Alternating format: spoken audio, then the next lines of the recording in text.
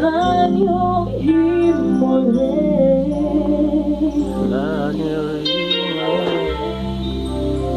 nous a rachetés pour Dieu. À jamais tu seras, à jamais tu seras l'agneau sur les trônes, l'agneau sur les trônes. Je fléchis mes genoux, je fléchis mes genoux pour t'adorer toi seul.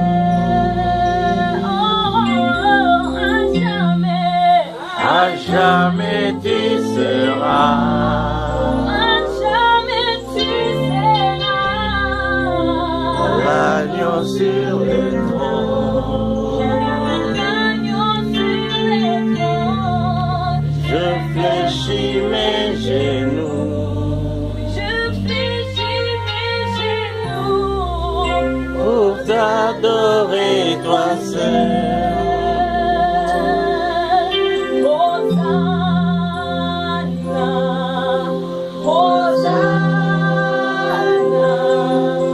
Hosanna dans le lieu très haut. Hosanna, Hosanna,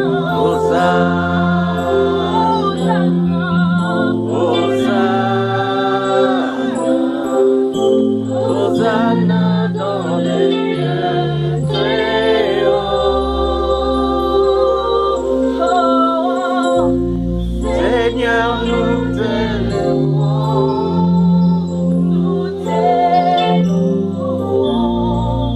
sois exalté, Seigneur, mon Dieu.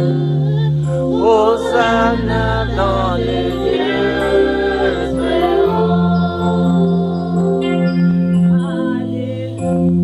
Alléluia, oh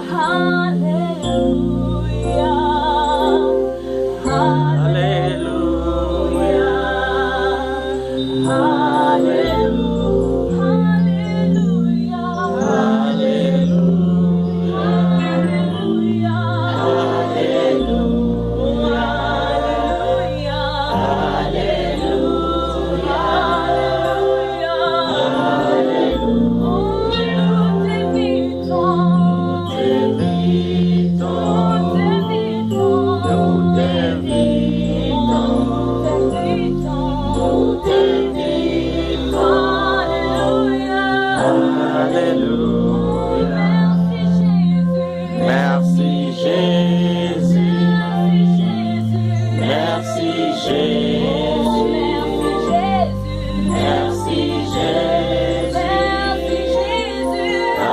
Alléluia.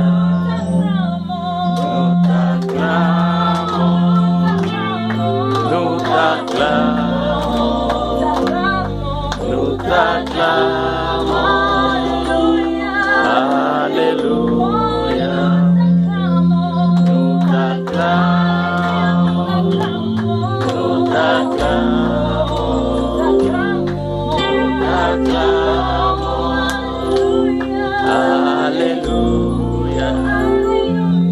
Alléluia, Alléluia, Alléluia, Alléluia. Jésus. Seigneur, nous te bénissons pour ce instant. Merci de nous avoir bénis ensemble. Nous sommes tes enfants. Nous venons autour de toi, notre Père, Seigneur, avec la pensée, l'action de grâce. Toi, les dieux qui ne cessent de renouveler tes grâces chaque matin dans nos vies. Nous t'en sommes reconnaissants, Seigneur. Nous ne sommes pas seulement réunis autour du manger ou du boire, mais nous sommes réunis autour de ton nom. Parce que nous te portons, nous sommes tes représentants, Seigneur. Là où deux ou trois se sont réunis en ton nom, tu es au milieu d'eux. Merci pour ta présence. Fais-nous du bien alors que nous serons en train de parler de ta part. Dans le nom de Jésus, nous avons ainsi prié. Amen. Amen, amen. Alléluia. Gloire au Seigneur. Joyeux Noël. Avance. très heureux de me tenir au devant de vous ce soir. Je vois la famille est en version, en format grand. Et je bénis les Seigneurs pour cela. Nous allons rapidement ouvrir nos Bibles dans Ésaïe 9. C'est un texte que nous connaissons. Ésaïe 9. Nous allons juste exhorter un tout petit peu. Nous allons prier et nous allons continuer la soirée. Ésaïe chapitre 9. C'est un texte très connu.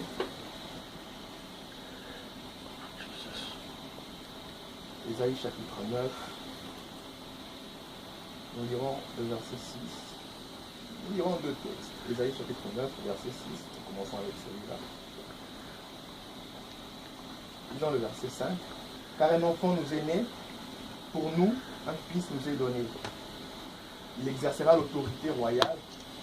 Il sera appelé meilleur, merveilleux conseiller, Dieu fort, Père à jamais, et le prince de paix. Si c'est votre Bible, soulignez le prince de paix, parce que c'est de ça que je veux parler brièvement ce soir. Le prince de paix. Allons dans Marc 4, le verset 35. Marc 4, 35. Marc 4, 35.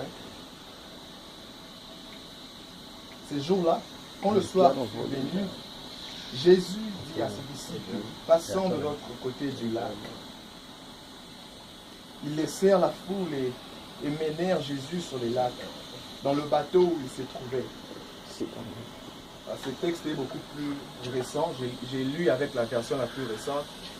Lui second dira la barque, avec la barque. Dans le bateau où il se trouvait. D'autres bateaux les accompagnaient. Or voilà qu'un vent très violent s'est mis à souffler. Les vagues s'est jetées contre le bateau qui se remplissait d'eau. Lui à l'arrière dormait, la tête sur un coussin. Les disciples le réveillèrent et lui crièrent, Maître, où sommes perdus? Et tu ne te soucies pas de nous. Il se réveilla, parla sévèrement au vent et ordonna au lac, silence, tais-toi. Le vent tomba et il se fit un grand calme. Puis il dit à ses disciples, pourquoi avez-vous si peur? Vous ne croyez pas encore? Mais eux furent saisis d'une grande crainte et se disaient les uns aux autres, qui est donc cet homme pour que même le vent et le lac lui obéissent? Amen. Je vais parler rapidement du prince de paix. Le prince de paix est l'un des noms pendant que le prophète Ésaïe prophétisait en parlant de la naissance de Jésus. Il a dit on l'appellera admirable conseiller, on l'appellera Père éternel, et puis à la fin il dit on l'appellera prince de paix. C'est ce texte-là qui m'intéresse beaucoup plus. Pourquoi? Parce que nous sommes en train de tendre aussi vers la fin de l'année et nous avons eu beaucoup de raisons pour arracher notre paix, n'est-ce pas? Il y a eu beaucoup de choses, il y a eu beaucoup de situations qui sont venues vers nous pour nous arracher notre paix. Alors le texte de Luc, plutôt Marc, le chapitre 4 où nous avons lu, Jésus demande à ses disciples en disant « Allons de l'autre côté de la barque ».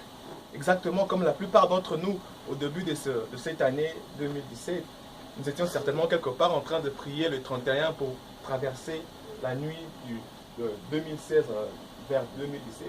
Et Dieu nous a dit « Allons de l'autre côté, allons en 2018 ». Et nous voilà en 2017, nous sommes en train de traverser. Arrivé vers 2017, comme avec les disciples dans la barque, les choses ont commencé à se lever. Les disciples à leur tour, c'était le vent.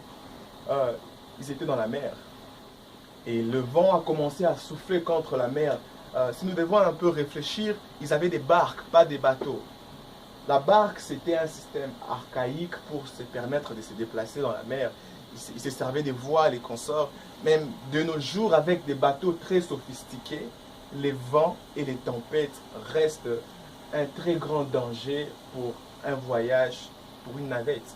Mais dans ces temps-là, ils n'avaient pas des bateaux sophistiqués. Ils étaient dans des barques. Et les vents commençaient à souffler.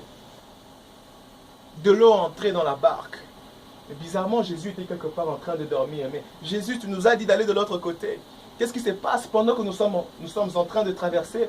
Voilà la barque. Il y a une parenthèse que tu nous as gardée. Il y a quelque chose que tu ne nous as pas dit.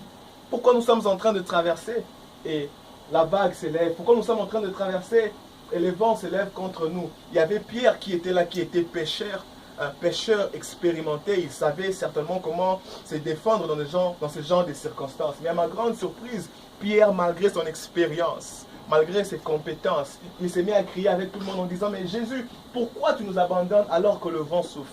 Nous avons peut-être vécu 30 ans, 40 ans, 50 ans, mais nous arrivons dans 2017, nous voyons le vent souffler, on se dit « Mais j'ai vécu des choses dans ma vie, pourquoi ceci me donne encore envie de crier ?» J'ai rencontré des vents différents, des tempêtes. Pourquoi cette tempête m'a aussi touché?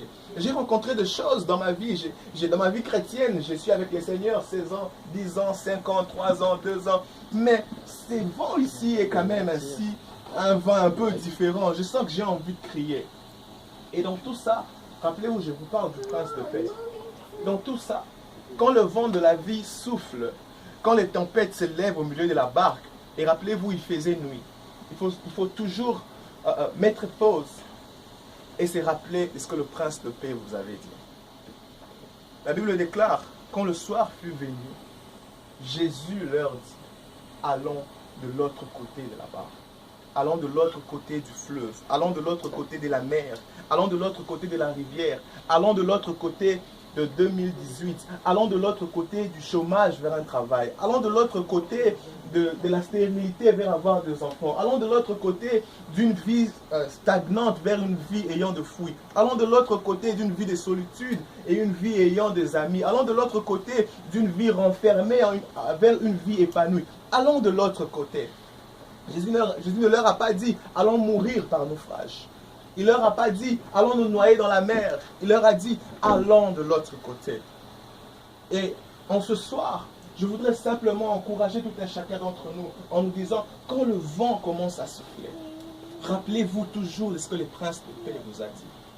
Certainement, les gens les plus expérimentés peuvent vous dire dans ce genre de situation, tu es cuit. Parce que tous les autres disciples pouvaient croire à Pierre. Pierre, qu'est-ce qu'on fait dans ce genre de situation? Pierre dit, prenez des bouquets, renversez de l'eau et nous serons à l'aise. Tout le monde prend un seau, commence à renverser de l'eau. On se sent que le vent continue à souffler. Pierre, même toi, tu es expérimenté. Qu'est-ce qu'on fait dans des situations comme ça? Quand Pierre devient limité, quand les hommes expérimentés deviennent limités, tout ce qu'il faudrait faire, c'est de se rappeler de ce que le prince de paix vous a dit. Quand il vous les a dit, je n'étais peut-être pas là. Sa voix n'est pas audible comme la mienne. Sa voix peut être dans son cœur, dans votre cœur. Sa voix, vous la ressentez dans votre cœur. Quand vous êtes seul, quand vous sentez tout le vent, le bruit de la journée s'élever. J'aime pourquoi, quelquefois, Jésus attend que le soir arrive pour qu'il parle. La Bible dit qu'il faisait soir. Pourquoi? Parce que le jour où il y a de bruit, le jour où il y a beaucoup de propositions, le jour où il y a beaucoup de gens qui ont des expériences, le jour où il y a des gens qui sont toujours autour de nous, qui veulent nous dire comment les choses se passent. Mais les soirs, c'est ce moment de la journée où nous sommes seuls. Le soir, c'est le moment où nous restons seuls. Alors Dieu aime passer par ces seuls à seuls pour dire, écoute, quand le vent va souffler, rappelle-toi que je suis prince de paix. Il dira, quand le vent va souffler, quand la tempête va arriver, rappelle-toi ce que je suis en train de te dire maintenant. Nous sommes en train d'aller de l'autre côté de la rive. Et ce soir, je suis venu dire à quelqu'un que Dieu t'a dit quelque chose. Il est en train de t'amener de l'autre côté de la rive. Rappelle-toi du prince de paix. Et la Bible déclare, lorsque le vent a commencé à souffler, lorsque les tempêtes soufflaient de tous les côtés, Jésus s'est levé et il menaça les vents. C'est exactement le même terme qu'on utilise quand on chasse les démons. La Bible déclare qu'il menaça les vents et la tempête se calma. Il menaça les vents. J'aime ça. Dieu est sur le point de menacer ce qui nous menace. Dieu est sur le point de se lever contre ceux qui se lèvent contre nous. J'aime ça. La Bible déclare pendant que la barque était en train de traverser, j'ai fini avec ça, il y a de l'eau qui est entrée dans la barque. Ceci nous apprend un principe très important. Quand nous sommes dans le monde, la Bible déclare, mais nous ne sommes pas du monde. Okay? Et quand nous sommes dans la barque, plus nous avançons. Quand nous sommes dans le monde, plus nous avançons. Ce qui remplit le monde a toujours tendance à entrer dans la barque. Vous voyez la barque comme votre vie. Quand vous êtes dans votre vie et que vous avancez dans votre marche, ayant Jésus à l'intérieur, ce qui est autour de vous aura toujours tendance à vouloir entrer au-dedans de vous. Ainsi, quand vous avancez avec le Seigneur et que vous remarquez qu'il y a des choses autour de vous qui commencent à entrer au-dedans de vous, des choses que vous connaissez qui ne doivent pas entrer au-dedans de vous. Je pense que vous avez besoin en ces moments-là de réveiller le prince de paix en vous. Vous avez besoin en ces moments-là de rentrer vers celui qui vous a dit où est-ce que vous êtes en train d'aller. De rentrer vers celui-là qui connaît le destin, qui connaît l'avenir, qui connaît le chemin, qui connaît les plans merveilleux qu'il a forgés sur votre vie. Quand vous vivez la vie, vous êtes dans un endroit où il y a les pleurs, il y aura comme possibilité que vous aussi, votre vie commence à voir beaucoup de séances de pleurs. Quand vous êtes dans un milieu où les gens tournent en rond, si vous ne faites pas attention, vous aurez aussi comme l'impression d'avoir la même médiocrité, commencer à avoir accès au-dedans de vous. Quand vous êtes quelque part et que les gens sont un peu bavards parlant des autres personnes, vous verrez le même comportement commencer à vouloir avoir accès au-dedans de vous. Quand les gens se découragent facilement, quand les gens sont dépressés, vous verrez vous aussi afficher des comportements de dépression. C'est l'image de l'eau qui entre dans la barque. Alors en ces moments-là, il faudrait se rappeler du prince de paix. Qu'est-ce que le prince de paix m'a dit? Quand j'ai quitté Kinshasa, qu'est-ce que le prince de paix m'a dit? Quand j'ai donné naissance à cet enfant, qu'est-ce que le prince de paix m'a dit?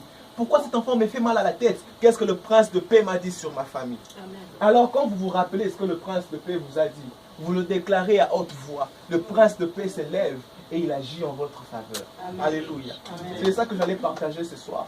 Nous allons prier en disant, ce soir, certaines personnes vont dire merci au prince de paix parce qu'ils ont rencontré des tempêtes, mais évidemment, ils ont vu que le prince de paix était avec eux. Et certains aussi vont dire, prince de paix, maintenant là, je suis en train de traverser des tempêtes. Vous ne pouvez pas peut-être le dire à haute voix. Peut-être que vous souriez, mais le soir, c'est le temps où le prince de paix, le soir quand vous pleurez seul dans la chambre, ces moments-là, le prince de paix plutôt veut venir vous assister pour vous dire que j'ai un plan merveilleux pour vous et je veux vous amener quelque part. Nous serons tous en train de prier, mais nous ne ferons pas la même prière. Je crois que certains diront merci au prince de paix, mais certains aussi diront, prince de paix, s'il te plaît, I need you. J'ai besoin de toi. Prince de paix, s'il te plaît, lead me, help me, conduis-moi, aide-moi, donne-moi la main. Lève-toi sur cette affaire, agis-moi, agis dans ma vie, conduis-moi, s'il te plaît. Nous allons prier dans ce sens-là. Je ne sais pas si vous connaissez ces chants. Nous allons chanter rapidement. C'est un couplet si simple, nous pouvons l'apprendre maintenant. Et après avoir chanté, tout un chacun d'entre nous va juste prier quelque chose. Si en priant vous sentez le besoin de dire merci, dites-le lui. Si en priant vous sentez le besoin de dire prince de paix, I need you, j'ai besoin que tu m'assistes sur cette affaire. Dites-le. Son trône est éternel, son trône est éternel. Oh, oh, oh, Yahweh, Yahweh, son trône est éternel. Ça, tout le chant, on peut apprendre. Sa paix est éternelle. Sa paix est éternelle, essayons. Sa paix est éternelle. Oh, oh, oh, Yahweh, Yahweh, Yahweh. Sa paix. Essayons encore. Sa paix est éternelle, sa paix est éternelle. Sa paix est éternelle, sa paix est éternelle. Oh, oh, Yahweh, Yahweh,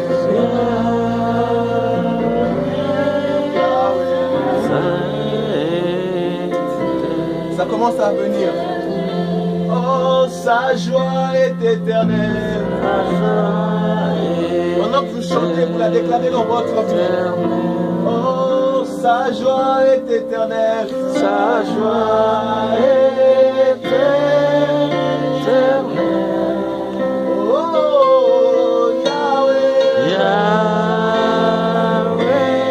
Yahweh.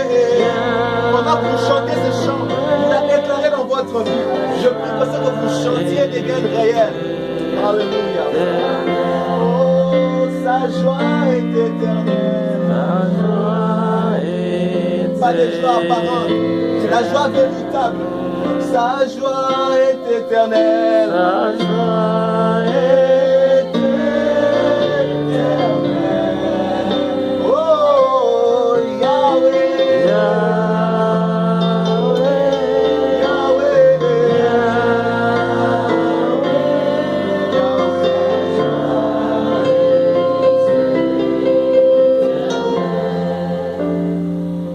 Adorable, tu es adorable.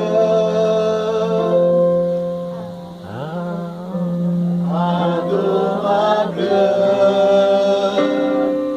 tu es adorable. C'est ça tout le chant, essayons. Adorable.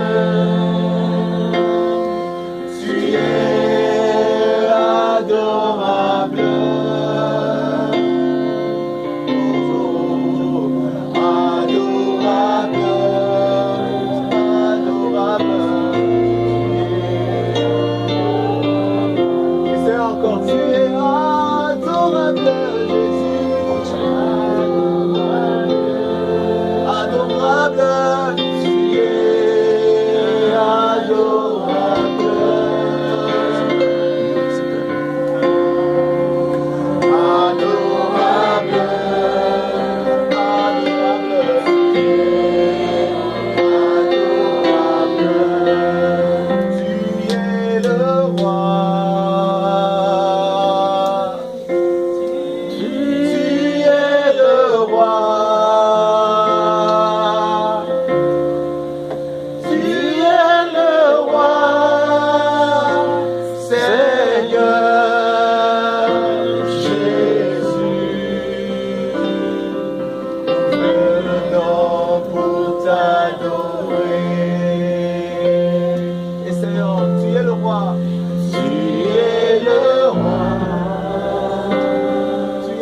Essayons.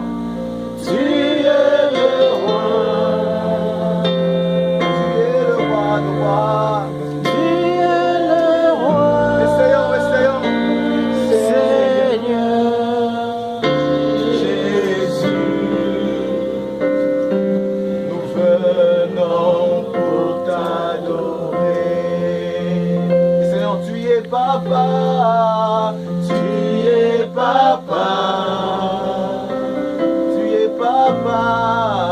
Si vous êtes père, vous comprendrez l'importance d'avoir Dieu comme père dans sa vie.